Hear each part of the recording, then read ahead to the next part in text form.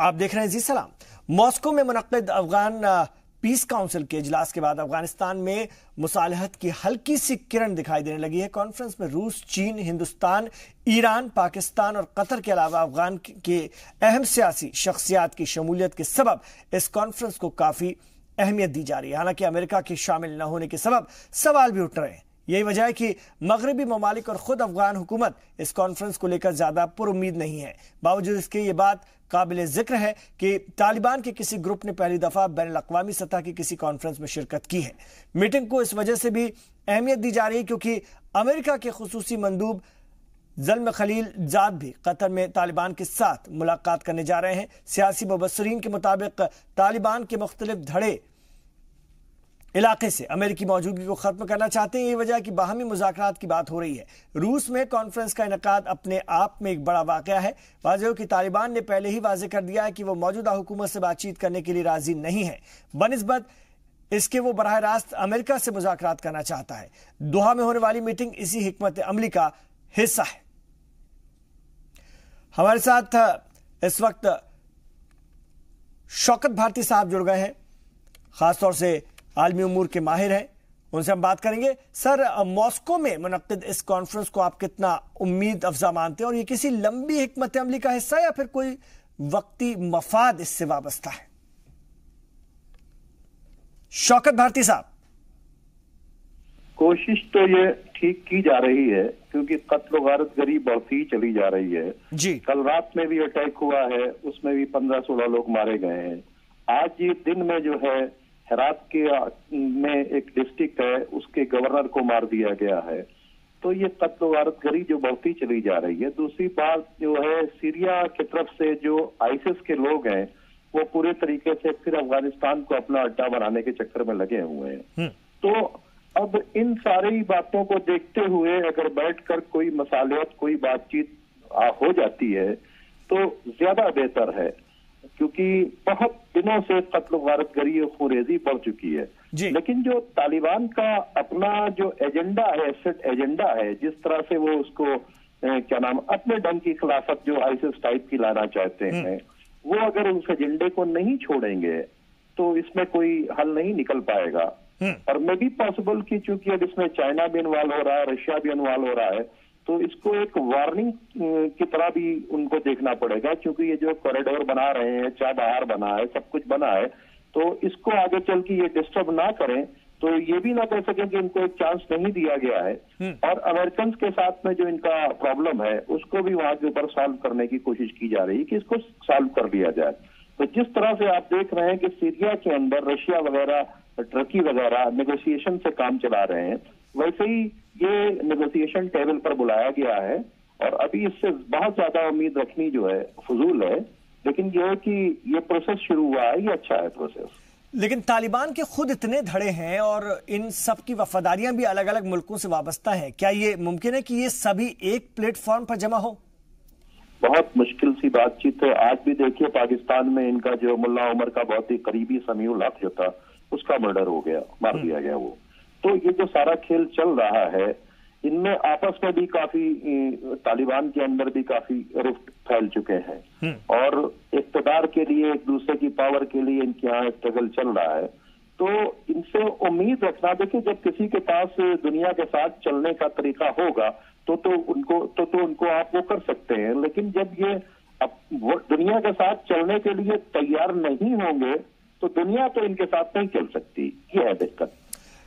बिल्कुल। और जिस तरह से अगर हम अब बात करते हैं शौकत भारती साहब, अमेरिका की गैर मौजूदगी के बावजूद हिंदुस्तान, पाकिस्तान, ईरान इस बैठक में शामिल हो रहे हैं, इसके क्या मायने निकाले जाएं? देखिए, मिड टर्म पोल के बाद थोड़ी बहुत लगाम लगेगी ट्रम्प पर, वो अपनी मनमानी नहीं कर सकते हैं। दूसरी बात, अमेरिका अलग नहीं है। कतर के अंदर बैठ कर ये वो एक तालिबान के एक धड़े को, जिनको जो इनका अपना जिसे गुड तालिबान कह रहे हैं, उससे ये पूरी तरीके से बात कर रहे हैं। तो इनको ये कि अलग हो गए हैं अमेरिका, नहीं, ऐसा नहीं है। अमेरिकन अपने एजेंडे को बरकरार रखना चाहते हैं, क्योंकि वो ईरान के बॉर्डर के ऊपर अपना इंटरफेरेंस और डिस्टर्बेंस रखना चाहते हैं। उनकी फॉरेन पॉलिसी का हिस्सा है कि अफगानिस्तान डिस्टर्ब हो, तो वो जल्दी उसको मतलब वहां पीस नहीं होने देंगे। लेकिन ऐसी भी खबरें आती रहती हैं कि अमेरिका किसी तरह से अफगानिस्तान से निकलना चाहता, लेकिन वो तालिबान हुकूमत के हक में नहीं है। दूसरी तरफ तालिबान मौजूदा हुकूमत के बजाय बराह रास्त अमेरिका से बातचीत चाहते हैं, तो दोनों चीजें एक साथ किस तरह से मुमकिन होंगी? देखिए, जब व्हाइट हाउस में बैठकर बातचीत हो रही है, कतर में इनका ऑफिस खुला हुआ है, तो ये कहना कि तालिबान अमेरिका से अलग है, दुनिया का कोई भी टेररिस्ट ग्रुप जो है वो अमेरिका से अलग नहीं है, क्योंकि अमेरिका की फॉरेन पॉलिसी का हिस्सा ही टेररिज्म है। और हर बॉर्डर को जब तक डिस्टर्ब नहीं करेंगे वहां के ऊपर, तो ना वहां के नेचुरल रिसोर्सेज को उनको हासिल करना है, ऑयल एंड गैस को हासिल करना है। तो अफगानिस्तान में भी नेचुरल रिसोर्सेज बहुत से हैं, बहुत सी वहां पे माइंस हैं, सारी चीजें हैं, तो उसको वो हासिल करना चाह रहे हैं। तो ये कह देना कि अफगानिस्तान से अमेरिका का इंटरफेरेंस हट जाएगा और वहां से हटना चाहते हैं, तो ये समझ में नहीं आती है बात। बहुत शुक्रिया शौकत भारती साहब पूरी बातचीत के लिए इस खबर पर।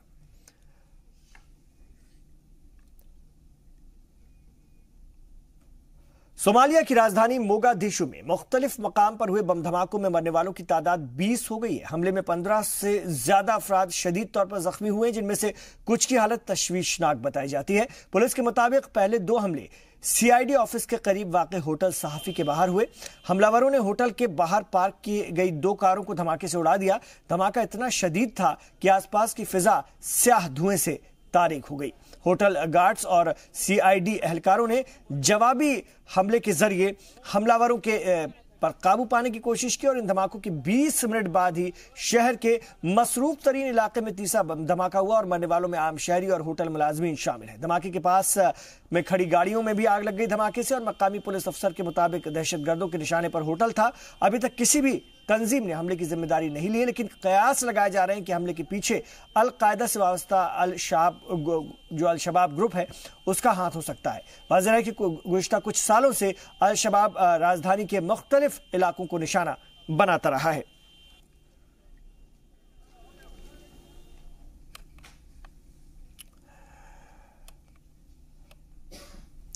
इधर साहिली शहर हुदैदा पर कब्जे के लिए इश्तराकी और हौसी बागियों के दरमियान शदीद जंग छिड़ गई है और हुकूमत हामी ज़राए का दावा है कि सऊदी अरब और UAE की क़यादत वाली फौज की शुमाली और मगरबी इलाकों में से पेशकदमी जारी है।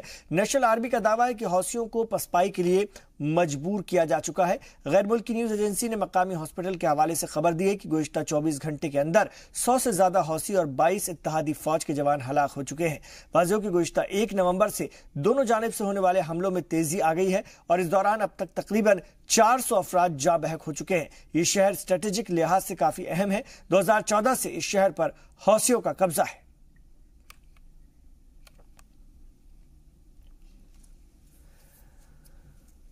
जापान हुकूमत ने सोमालिया के समंदरी इलाकों में बहरी कज़ाकों के खिलाफ अपनी मुहिम जारी रखी है। जापान के वजीर दिफा ताकेशी इवाया ने सहाफियों से बात करते हुए कहा कि खलीज अदन और शुमाली इलाकों में बाहरी रास्तों पर पेट्रोलिंग का सिलसिला 31 दिसंबर 2020 तक जारी रहेगा। वाज़ेह हो कि इस मिशन में मुख्तलिफ ममालिक की बाहरी फौज शामिल है, जो कि हलीफ ममालिक के जहाज़ों की समंदरी डाकुओं के हवाले से हिफाजत करती है। जापानी बहरिया इस कसीर मुल्की मिशन में 2009 से शामिल है और जापान के अलावा यूरोपियन यूनियन ने भी मिशन की मुद्दत में तौसी करने का फैसला किया है। वज़ीर दिफा के मुताबिक पेट्रोलिंग के सबब समंदरी इलाकों में छापेमारी, अगवा और लूटपाट के वाकयात में खासी कमी वाक़ई हुई है। आप देख रहे हैं वर्ल्ड न्यूज। जुमे को मेलबर्न के बर्क स्ट्रीट में हुए हमले को ऑस्ट्रेलियाई पुलिस ने दहशतगर्दाना हमले से ताबीर किया है। सीनियर पुलिस और काउंटर टेररिज्म मुहिम से वाबस्ता अफसरान के मुताबिक ऑस्ट्रेलिया के लिए ये वेकअप कॉल है। साबिक दिनों के मुकाबले शहर में आज सिक्योरिटी इंतजाम काफी सख्त थे और लोगों से मामूल के मुताबिक वीकेंड प्रोग्राम मनाने की अपील की गई। पुलिस ने आज शहर के मगरबी इलाके में 2 घरों की तलाशी ली और इस हवाले से अब तक 30 से ज्यादा लोगों से पूछताछ की जा चुकी है। डिप्टी कमिश्नर इयान मैकॉर्नी ने हलाक किए जा चुके हसन खलीफ के बारे में बताया कि 2015 में पासपोर्ट मंसूख होने के बाद से उसकी सरगर्मियां पुलिस की नजर में नहीं थी। हसन खलीफ पर नशीली अशिया के इस्तेमाल, चोरी और ट्रैफिक कवानीन की खिलाफ वर्जी का मामला भी दर्ज हो चुका है और यह भी कहा जा रहा है कि वो ISIS के जेर असर था। फेडरल पुलिस के कारगुजार डिप्टी कमिश्नर के मुताबिक तहकीकाती एजेंसियां इस बात की जांच कर रही हैं कि दहशतगर्द तंजीम से उसकी वाबस्तगी किस नौयत की थी। उधर शहर की मेयर ने हालात पर जल्द काबू पाने के लिए रियासती पुलिस का शुक्रिया अदा किया है। But having said that, certainly we've arranged for additional police to be at all of those events, and so the community attending those events will see additional police there, and again there for reinsurance purposes, more than based on any specific known threat, of which there isn't any at this point in time. Now, if anything changes in relation to any specific threat that is received, certainly we'll make that available to the community as soon as we get it. At this stage, there is no no fresh information relating to a threat to any of those events. Importantly, in relation to that investigation, we believe the threat's been mitigated, with the threat being limited to the individual that undertook the attack yesterday. The individual was known to intelligence agencies and police. This individual did hold radical views, and his passport was cancelled in 2015 when ASIO assessed he planned to travel to Syria. His brother was arrested with terrorism offences in November 2017 by the Victorian JCTT, and he's currently on remand for those offences. Australia के वजीर आजम Scott Morrison ने हमले की पुरजोर अल्फाज में मजम्मत करते हुए कहा कि इसे मजहबी शिद्दत पसंदी का नतीजा करार दिया जाता है। उन्होंने कहा कि मौजूदा वक्त में दीगर ममालिक की तरह ऑस्ट्रेलिया भी इस्लाम मजहब में मौजूद शिद्दत पसंद अनासर के खतरे से दो चार है। वजीर आजम ने मजहबी रहनुमाओं से अपील की कि मुसलमानों बिलखुसूस नौजवानों में पनप रहे शिद्दत पसंद रुझानात को जायल करने में अपने असर रसूख का इस्तेमाल करें। Violent, extremist Islam that opposes our very way of life. I'm the first to protect religious freedoms in this country, but it also means I must be the first to call out religious extremism. Religious extremism takes many forms around the world, and no religion is immune from it. That is the lesson of history, and sadly modern history as well. But here in Australia, we would be kidding ourselves if we did not call out the fact that the greatest threat of religious extremism in this country is the radical and dangerous ideology of extremist Islam. I applaud, and I know many of them personally, working in my own city here, as some of you may know, the brave and passionate Australians in the Muslim community who know that their children and their communities are at risk from these evil thieves who will come in and prey on their community, on their vulnerable people, on their children. Like all Australians, they want the best for their kids and their communities.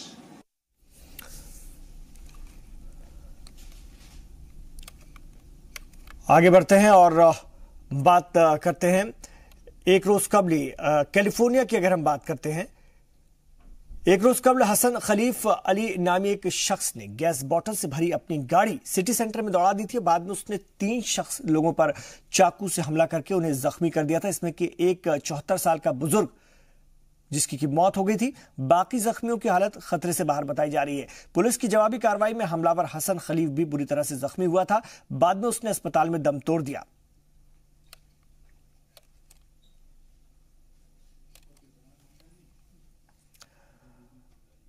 California शहर अभी मास shooting के सदमे से उभरा भी नहीं था कि जंगलात में लगी आग के सबब हजारों लोगों को बेघर होना पड़ा है।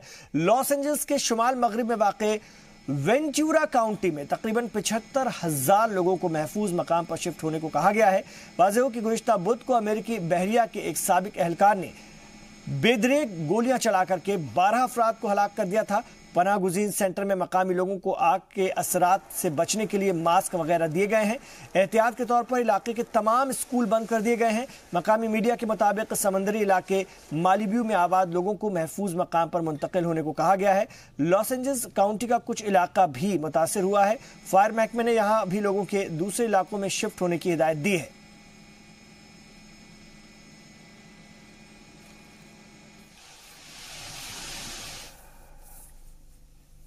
अमेरिकी सदर डोनाल्ड ट्रंप अपनी अहलिया के हमरा फ्रांस की राजधानी पेरिस पहुंच गए हैं। अमेरिकी सदर पेरिस में पहली जंग अजीम के खात्मे को एक सदी मुकम्मल होने पर होने वाले प्रोग्राम में शिरकत करेंगे। इसके अलावा ट्रंप जंग में हलाक हुए अमेरिकी फौजियों को खराज अकीदत पेश करने के लिए पेरिस में वाक़ उन 2 कब्रिस्तानों का भी दौरा करेंगे जहां हजारों अमेरिकी फौजी मदफून हैं। इस मौके पर सुवरजनस वाक़ माउंट वॉलरियन में वो अवामी जलसे से खिताब करेंगे।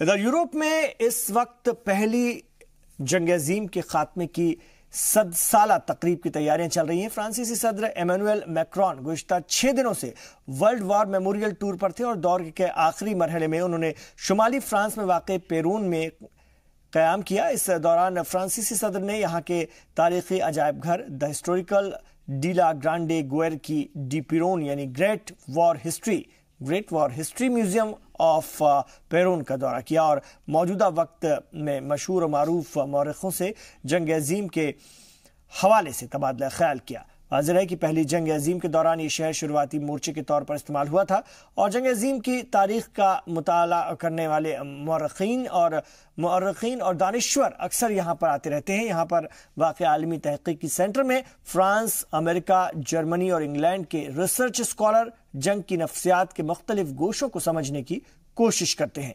वाज़ेह है कि पहली जंग अजीम के दौरान यूरोप में बड़े पैमाने पर तबाही मची थी। इसमें तकरीबन 1 करोड़ फौजी और 80 लाख शहरी हलाक हुए थे और सबसे बड़ी तबाही फ्रांस में मची थी। कहा जाता है कि उस वक्त मुल्क की 2/3 खवातीन बेवा और हर 12वां बच्चा यतीम हो गया था। इसकी याद में 11 नवंबर यानी कि कल पेरिस में एक खुसूसी प्रोग्राम का एहतमाम किया जाएगा और इस मौके पर फौजियों के पर्सनल चीज़ें, असलहे, यूनिफॉर्म और मवासलाती निज़ाम से जुड़ी चीज़ों की नुमाइश की जाएगी। प्रोग्राम में अमेरिकी सदर समेत 70 ममालिक के सदर शामिल होंगे।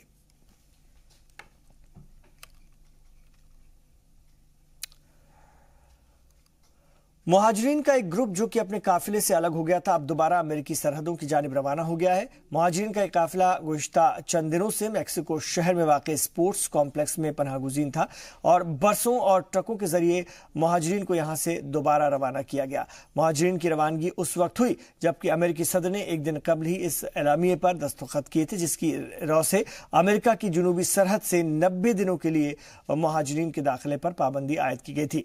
जुमे को ट्रंप ने इस फैसले को मंसूख कर दिया था, लेकिन इस एलामिये में यह बात भी शामिल है कि अमेरिका मैक्सिको सरहद से गैर कानूनी तौर पर दाखिल होने वाले मुहाजिरीन को सियासी पनाह नहीं दी जाएगी। अमेरिकी हुक्काम के मुताबिक इस एलामिये से गार्जियन के बच्चों को खास तौर से मुस्तस्ना रखना था।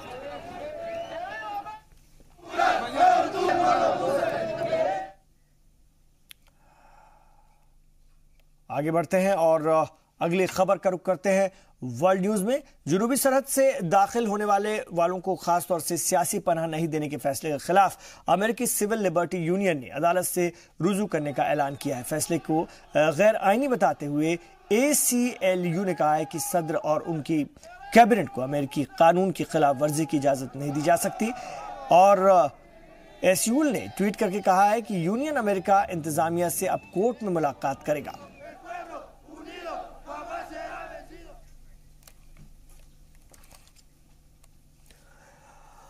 अमेरिकी सदर और सहाफियों के ताल्लुकात में मजीद कशीदगी पैदा होती जा रही है। CNN सहाफी का व्हाइट हाउस का एक्रीडेशन खत्म करने के बाद ट्रंप मीडिया के निशाने पर है। जवाब में अमेरिकी सदर ने भी सख्त रुख अख्तियार करने का इशारा दिया। उन्होंने व्हाइट हाउस कवर करने वाले मजीद सहाफियों का खासतौर से क्रेडेंशियल रद्द करने की वार्निंग दे दी है। उन्होंने सहाफियों से कहा कि उन्हें व्हाइट हाउस और अमेरिकी सदर की ताज़ीम करनी होगी। ट्रंप के इस फैसले के खिलाफ ACUL ने भी मोर्चा खोल दिया है।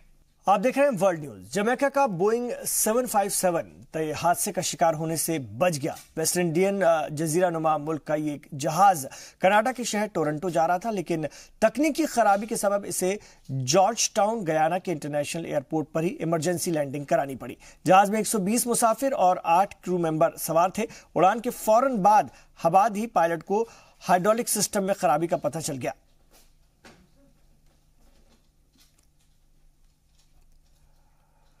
अगली खबर का हम रुख करेंगे। मौजूदा फार्मूला 1 सीजन में मर्सिडीज की टीम की शानदार कारकर्दगी का सिलसिला ब्राजील ग्रां प्री में भी जारी है। फर्स्ट प्रैक्टिस सेशन में वेल्टेरी बोटास ने सबसे तेज वक्त निकालते हुए 1 मिनट में और 8 सेकंड में लैप पूरा किया। मौजूदा सीजन में 5 खिताब जीत चुकी लुइस हैमिल्टन सिर्फ 0.003 सेकंड से पीछे रहे।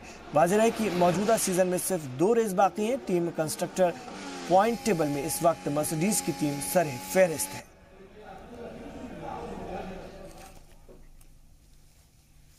इटली के मिलान शहर में खेले जा रहे नेक्स्ट जेन चैंपियनशिप में ऑस्ट्रेलिया के एलेक्स डी मैन्योर फाइनल में पहुंच गए हैं।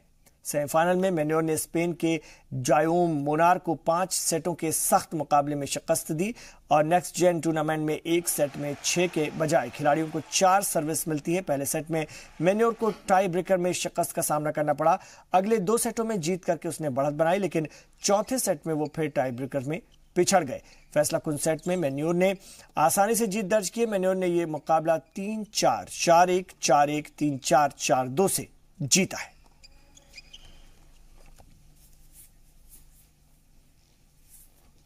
तो नाज़रीन, वर्ल्ड न्यूज में अभी इतना ही, लेकिन जी सलाम पर खबरों का सफर जारी है। आप रहिए जी सलाम के साथ।